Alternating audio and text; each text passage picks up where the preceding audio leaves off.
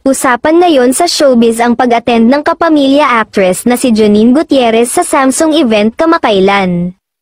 Hindi kasi napigilan ng ilang netizens na ikumpara si Janine Gutierrez sa ibang mga kilalang artista tulad ni Kim Chiu. May mga nagsasabi pa na tila ginagaya umano niya ang mga estilo ng nasabing aktres. Agad namang pinabulaanan ng mga loyal na tagahanga ni Janine ang mga ganitong haka-haka at ipinunto na ang kanyang estilo ay kanya-kanyang pagpapakita ng personalidad at hindi pagkopya sa iba.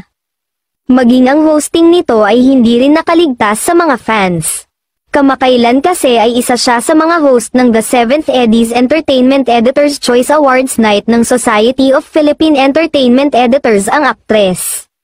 Say ng ilan sana ay si Kim Chiu daw ang kinuha bilang maging host.